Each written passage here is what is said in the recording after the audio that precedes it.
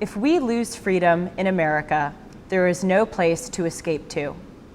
This is the last stand on earth. President Ronald Reagan. Last spring break, I went on a trip with 100 other Harvard undergraduates to Israel. It was one of the most extraordinary experiences of my life, and I will always be grateful to Harvard for that.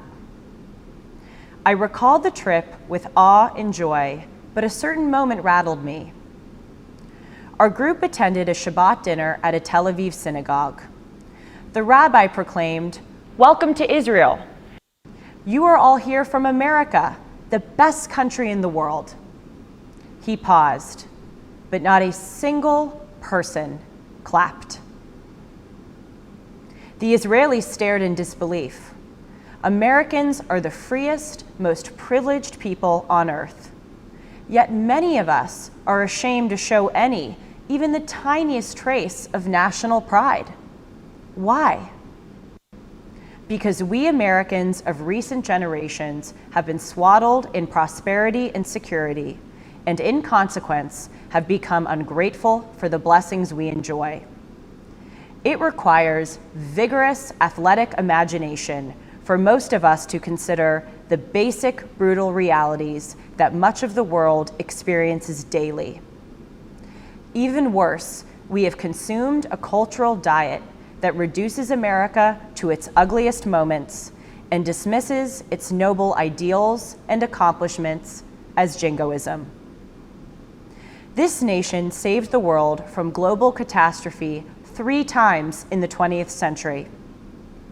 This nation has grown to treat racial, ethnic, and religious minorities with equality and respect compared to other places and times on earth.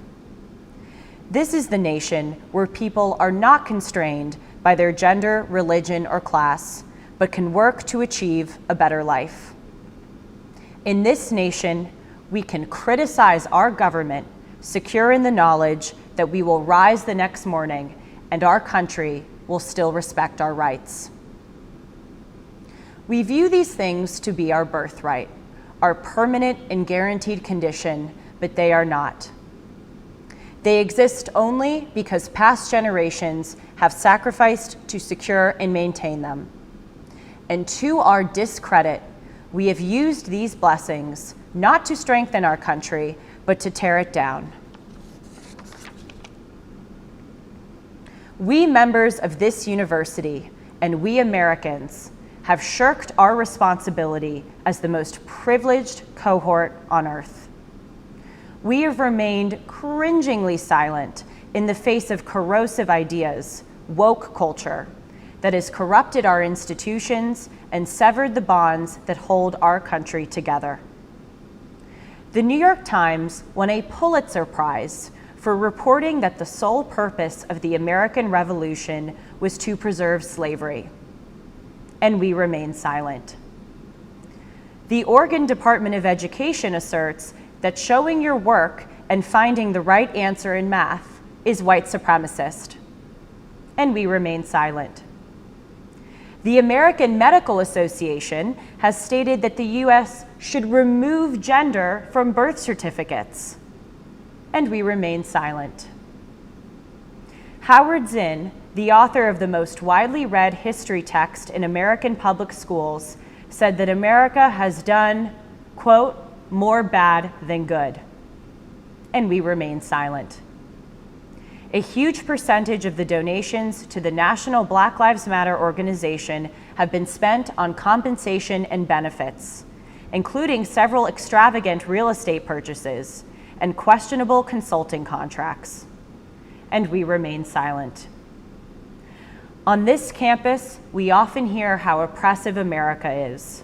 Just outside of this church, there was a sign for Israeli Apartheid Week of an upside-down, faded American flag with painted bullet holes in it. And we remain silent. We must not lie to ourselves or to one another by denying that a large reason that we remain silent is that we see personal and professional advantages in doing so. We are ashamed to be American, The shame should be on us. The people who excoriate religion live in a society where their freedoms are based on teachings in the Bible. Many who say that the nuclear family is antiquated grew up in two-parent households. Those who condemn the police as oppressive still summon them when they are in danger. And too many use their right to free speech to advocate suspending it for all who disagree with them. What a litany of dishonesty. We are using our privilege to undermine the very system that has given us that privilege. America, despite its failings, is the last great stand on earth. We must speak up against this now, or our civilization will face a somber reckoning. As President Reagan said, "If not us, who? If not now, when?" Thank you.